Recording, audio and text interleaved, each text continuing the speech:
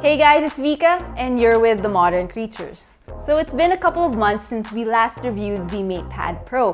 And now that all the glitz and glamour of being new is gone, we can share with you our thoughts on how it is to work with this tablet long term.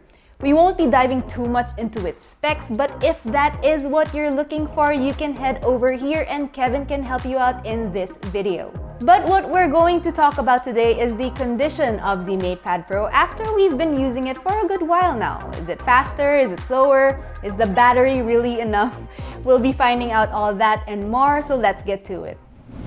Let's work our way from the outside in. The MatePad Pro, as we've seen before, keeps things simple and clean. The design choices are definitely on the safe side, but because of that, it's relatively easy to maintain the appearance. Months in and a quick wipe can make it look all new again.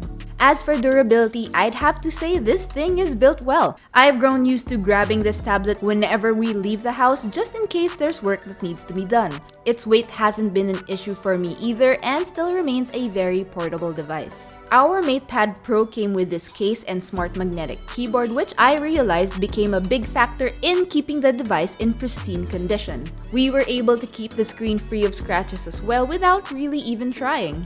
Having the smart magnetic keyboard works great when you're in a pinch, but I find it's really not the most comfortable when working longer hours. You're probably better off connecting an external keyboard like how we did in this video. Fun fact, both Kevin and I love devices that don't need extra care or extra attention. In the months that we've had the MatePad Pro, we've both loved its durability. We don't toss it around if that's what you're thinking. No, we just appreciate that it's not an extra fragile device and we can be just a tiny bit careless when handling it. For a Pro tablet's construction, this MatePad Pro ticks most of the boxes. We would love to see future versions have Gorilla Glass protection, but for now, having a case seems to do the job. Now looks are one thing and performance is another. Devices do slow down after a certain period of time and that's completely normal. It's really more of a question of when. To put things in perspective, we use the MatePad Pro mainly as an assistant instead of our main device. Our most common tasks for it include using it as a remote for our camera, previewing videos, editing photos, and getting work done outside the house. The MatePad Pro has been quite a champ in handling all of that. Of course, as we take up more storage, we start experiencing performance drops, but nothing a little software cleanup and maintenance can't fix. The Kirin processor really shows its power here with consistently snappy performance across all sorts of tasks. Whether it's content creation focused or just for entertainment, there's enough power here and more importantly, it hasn't waned over time. We just wish this one had SIM card support so we could have data wherever we go. That would make it a really great remote working partner. Another use for the MatePad Pro is for attending Zoom calls or meetings. The wide-angle front camera is great, and paired with the device's noise cancellation tech, our voices are always clear and audible. Now let's address the elephant in the room by asking a very common question. Can you work without all the Google apps? Both Kevin and I work within the Google ecosystem, and that includes our emails, cloud storage, and more. And while the MatePad Pro doesn't natively support these apps, there are workarounds. An example would be switching to the desktop view of websites so we can gain access to Google Drive or Google Docs. Another option would be getting a third-party app like this one, which our friend Mary suggested in one of her videos. So the main takeaway here is that you are not locked out of these services and there are relatively easy ways to get around it. The MatePad Pro's OLED screen remains to be one of our favorite things about this device. The size is spacious and just right for all the things we need to do. Along with the productivity features of Harmony OS, you can get work done fast and easy. Now, of course, we're not working all the time, and when we need to wind down, the MatePad Pro still finds its place. We're still sad about it being limited to SD or standard definition when streaming video, but the visuals and colors sort of work to offset it.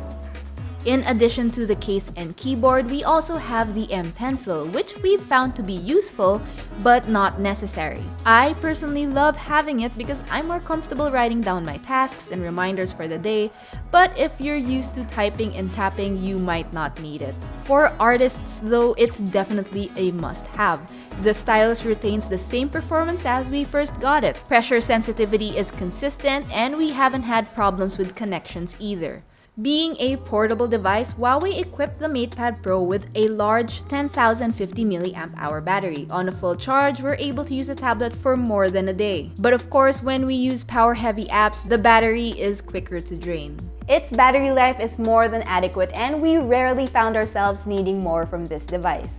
We love that it comes bundled with a 40-watt charger that can quickly top up the device. Even if we forget to charge, plugging in for just 30 minutes already gave us about 30% of juice, which is usually just enough to get the necessities done. The MatePad Pro 12.6 also supports wireless charging, but we weren't able to test this out since we didn't have the compatible charger. The big battery is also combined with reverse wireless charging, which is great for topping up other devices on the go.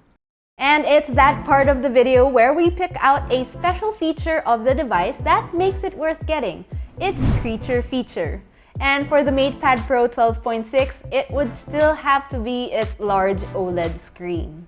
Over the last few months, the OLED screen is still a joy to use, especially in our line of work. It's looking to be pretty durable as well, as we haven't seen instances of burn-in or ghosting just yet. And this is in using the device almost every day. So back to our point. After months of using it for all kinds of tasks, does the MatePad Pro hold up? There is a lot to love about this device, its screen, its size, and even the intuitive OS. But it's not without its shortcomings, which for most people would be the lack of Google support. But as for our needs as content creators, it's definitely a tablet worth getting. It has a powerful processor that consistently handles our resource-heavy tasks, a large beautiful screen for previewing, and a long-lasting battery to boot.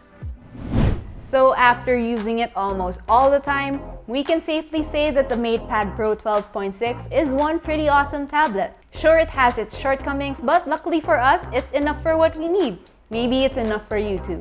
And that's all we have for this video. Thank you for staying until the end, and if you liked it, why not subscribe to our channel and hit that bell icon so you can be notified when we upload new videos. And as always, please do visit our website and our other social media channels for more news, features, and reviews. Once again, I'm Vika. Thanks for watching, guys, and I'll see you in the next one.